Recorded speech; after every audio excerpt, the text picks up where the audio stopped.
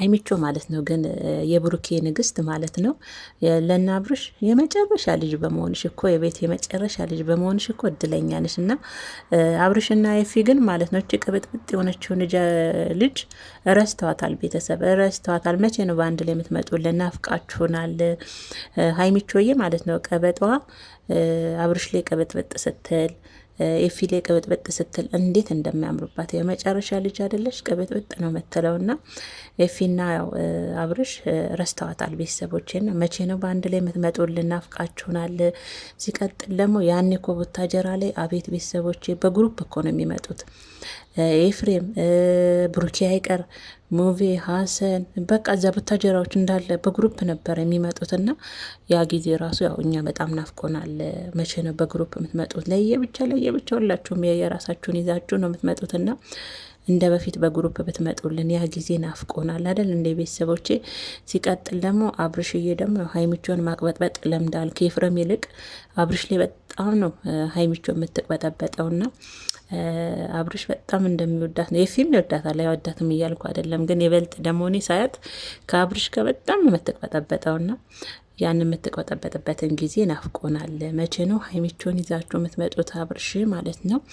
አብርሽ በእርግጥ አሁን ያው የልጅ አባት ሊሆን ነው። ቤቴን ልጄን ሊል ነው አብርሽ ማለት ነው። እና በዚህ አጋጣሚ ግን ማለት ነው ቤተሰቦች አንዳንድ ዩቱበሮች ግን ምን ሆናችሁ ነው? የሩታ እርግዝና ውሸት ነው ትላላችሁ። ትናንትና የሰማሁት ቤተሰቦች በነገራችን የሩታና አብርሽ ትናንትና ያው በአዲስ ቪዲዮ መጥተው ነበረ። ግን እኔ ያው ትንሽ ድብርብር ስላለኝ አይቻቸዋለሁ፣ ግን አልሰራውባቸውም ቪዲዮ ማለት ነው። እና የሆነ ወሬ ደግሞ ይነፈሳል። የሩታ እርግዝና የውሸት ነው ይላሉ።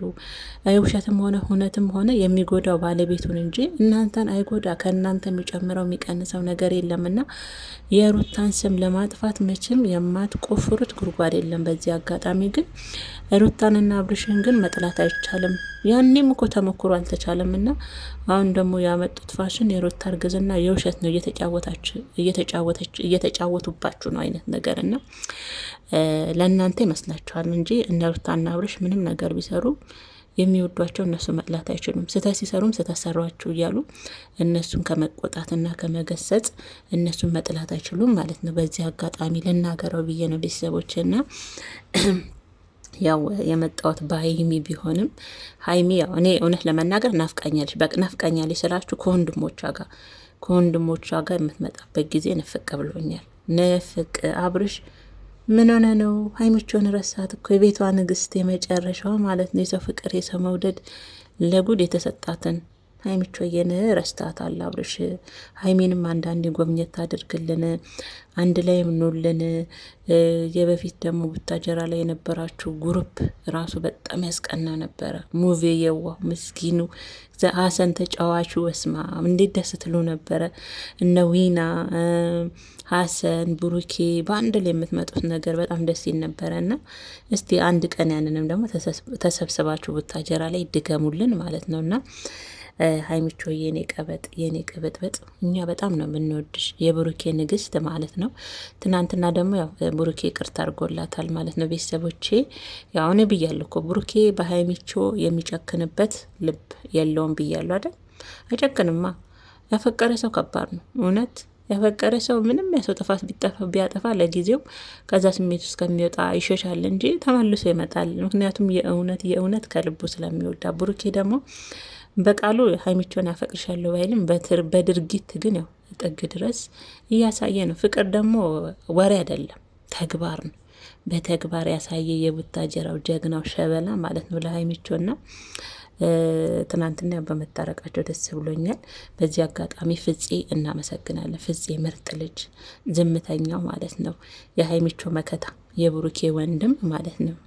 ለብሩኬ ጓደኛ ወንድምም ነው ፍፄ። የእውነት ምርጥ ልጅ ፍፄ። እኔ እንጃ ከምላችሁ በላይ አስተዋይ የሆነ ልጅ። ዝምተኛ ሰው በነገራችን ላይ ቁም ነገረኛ እኮ ነው። ቀል የሚል ሰው ነው እንጂ እኔ ቅልቅል የሚል ሰው አይመቸኝም።